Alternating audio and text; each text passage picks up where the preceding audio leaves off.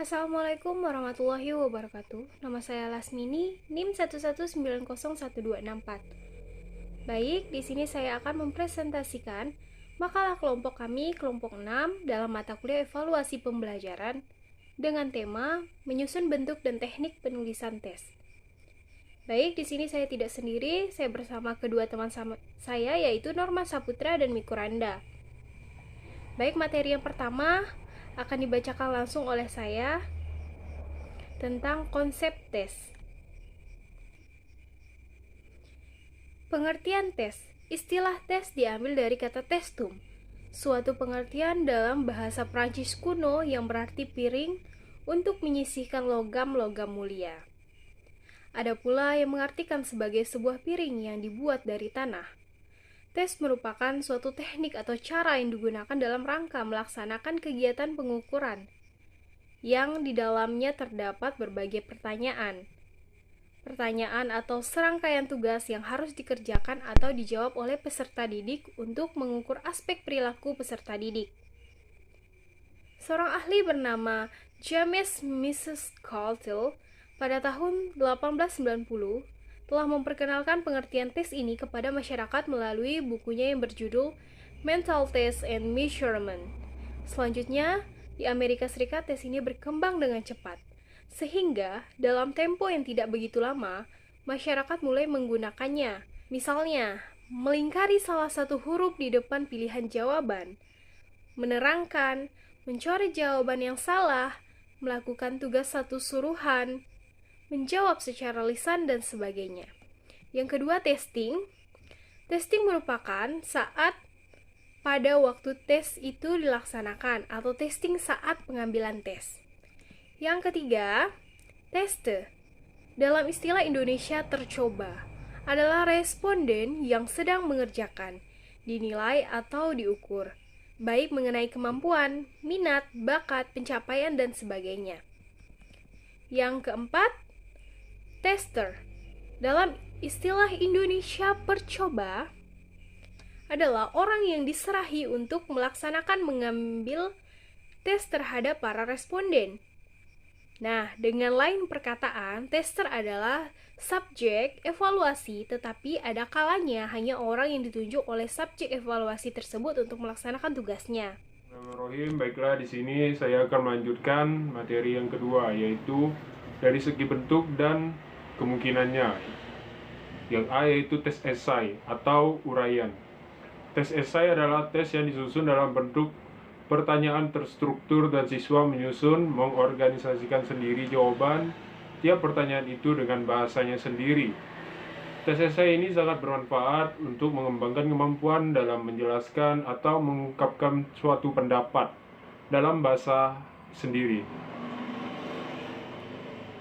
Jenis tes ini disebut juga dengan tes uraian, menuntut kemampuan siswa untuk mengemukakan, menyusun, dan memadukan gagasan yang telah dimilikinya dengan menggunakan kata-katanya sendiri. A. Tes tersebut berbentuk pertanyaan atau perintah yang menghendaki jawaban berupa uraian atau paparan kalimat yang pada umumnya cukup panjang. Yang B. Bentuk-bentuk pertanyaan atau perintah itu menuntut kepada tes T untuk memberikan penjelasan, komentar, penafsiran, membandingkan, membedakan, dan lain sebagainya. Yang ketiga, jumlah butir soal umumnya terbatas, yaitu berkisar antara 5 sampai dengan 10 butir soal saja. Yang keempat, umumnya butir-butir soal tersebut diawali dengan kata-kata jelaskan, mengapa, bagaimana, atau kata-kata lain yang serupa dengan itu. Ini menurut Anas Sugiono 2008 halaman 100. Ada beberapa keunggulan dan kelemahan dari tes bentuk esai ini. Keunggulannya yang pertama yaitu memungkinkan siswa menjawab pertanyaan tes secara bebas. Yang B, memberikan kesempatan kepada siswa untuk meningkatkan kemampuannya dalam hal menulis, mengutarakan ide-ide, atau jalan pikirannya secara terorganisir, berpikir kreatif dan kritis. Yang C, merupakan tes terbaik untuk mengukur kemampuan siswa mengemukakan pandangan dalam bentuk tulisan. Ya, yang kelemahannya adalah yang A, sukar diskor secara benar-benar objektif. walaupun itu tes yang diskualifikasi sebagai tes uraian objektif sekalipun. Yang B, membutuhkan waktu yang lama untuk menjawab pertanyaan. Yang C, jumlah pokok bahasa atau subpokok bahasan yang dapat diambil sebagai sumber pertanyaan sangat terbatas. Lanjut yang B, yaitu ada tes objektif. Tes objektif adalah tes yang disusun sedemikian rupa dan telah disediakan alternatif jawabannya. Tes ini terdiri dari berbagai macam bentuk antara lain. Yang pertama, tes betul salah yaitu atau true false. Yang kedua yaitu tes pilihan ganda atau multiple choice.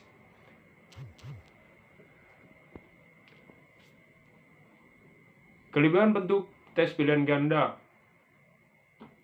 Yang pertama, dapat digunakan untuk mengukur semua jenjang kemampuan berpikir dalam ranah kognitif. Yang kedua, memperkecil kemungkinan menebak benar kunci jawaban. Dan yang ketiga, dapat dibuat menjadi banyak ragam atau variasi bentuk. Betapa unggulnya bentuk pilihan ganda dibandingkan bentuk-bentuk tes yang lain. Bentuk tes pilihan ganda tidak luput dari kelemahan. Ada beberapa kelemahan dari tes ini, yaitu yang pertama, pokok soal tidak cepat, cukup jelas, sehingga terdapat kemungkinan ada lebih dari satu jawaban yang benar. Yang kedua, kadang-kadang jawaban soal dapat diketahui siswa meskipun belum diajarkan, karena adanya petunjuk jawaban yang benar atau yang salah. Yang ketiga, sulit membuat pengecoh atau distraktor yang berfungsi, yakni mempunyai peluang besar untuk dipilih siswa. Lalu ada tes formatif. Tes formatif yaitu tes yang diberikan untuk memonitor kemajuan belajar selama proses pembelajaran berlangsung. Tes ini diberikan dalam tiap satuan unit pembelajaran. Ada beberapa manfaat dari tes formatif bagi peserta pendidik adalah: yang pertama, untuk mengetahui apakah peserta didik sudah menguasai materi dalam tiap unit pembelajaran. Lalu yang kedua, merupakan penguatan bagi peserta didik. Yang ketiga, merupakan usaha perbaikan bagi siswa, karena dengan tes formatif peserta didik mampu mengetahui kelemahan-kelemahan yang dimilikinya. Yang B, yaitu tes sumatif. Tes sumatif diberikan dengan maksud untuk mengetahui penguasaan atau pencapaian peserta didik dalam bidang tertentu. Tes sumatif dilaksanakan pada tengah atau akhir semester. Yang C, tes penempatan. Tes penempatan adalah tes yang diberikan dalam rangka menentukan jurusan yang akan dimasuki peserta didik, atau kelompok mana yang paling baik ditempati atau dimasuki peserta didik dalam belajar. Lalu yang keempat, tes diagnostis. Tes diagnostik adalah tes yang digunakan untuk mendiagnosis penyebab kesulitan yang dihadapi seseorang, baik dari segi intelektual, emosi, fisik, dan lain-lain yang mengganggu kegiatan lainnya. Baiklah, materi yang ketiga akan dilanjutkan oleh teman saya. Sekian. Bismillahirrahmanirrahim. Ya baik, saya akan melanjutkan penjelasan dari kawan saya tentang materi yang ketiga.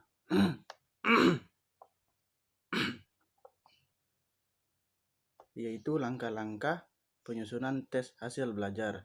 Tes hasil belajar akan berarti bila terdiri dari butir-butir soal yang menguji tujuan penting dan mengawali hal kognitif, efektif, dan psikomotor. Secara representatif, untuk itu maka peranan perencanaan tes menjadi sangat penting. Berikut ini langkah-langkah yang dilakukan adalah 1. Menentukan tujuan pengadakan tes. Bentuk alasan dilenggarakan tes. Perlu dipastikan alasan manakah yang melatari belakangi. Misalnya, format, sumatif, selektif, placement, diagnostif, motivatif, komprehensif. Yang kedua, mengadakan pembatasan terhadap bahan yang akan diteskan.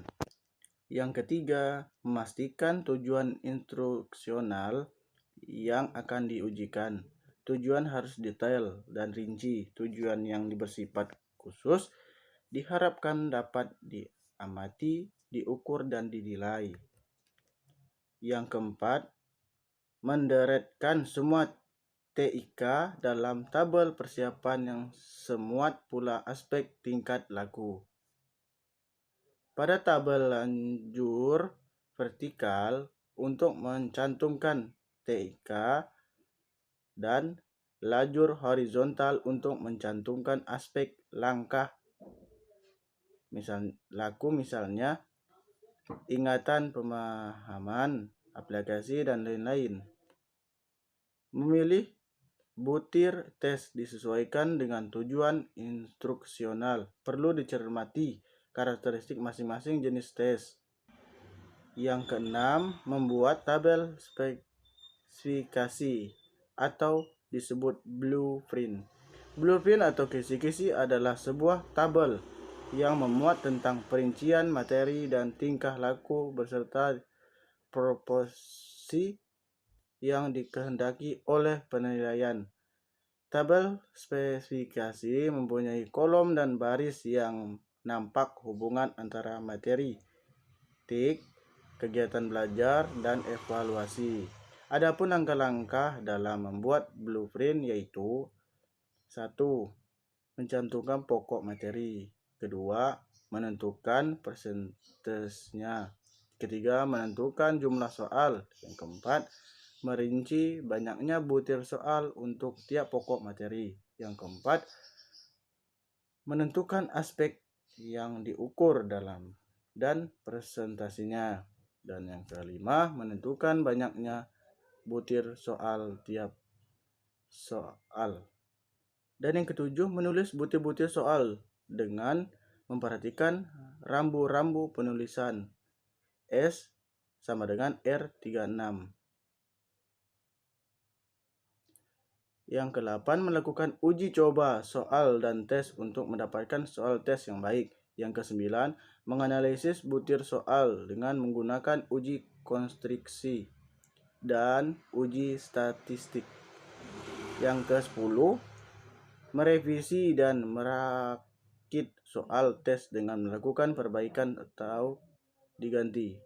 Dan yang terakhir, memberikan label pada soal tes setelah soal tes tersebut memenuhi syarat, baik dilihat dari butir-butir maupun secara keseluruhan.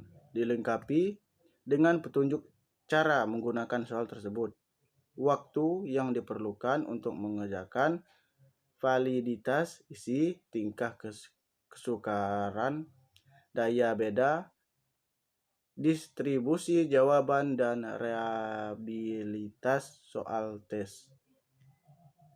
Ya, mungkin itu saja penjelasan yang bisa saya sampaikan. Kurang lebihnya saya mohon maaf. Dan saya akhiri. Wassalamualaikum warahmatullahi wabarakatuh.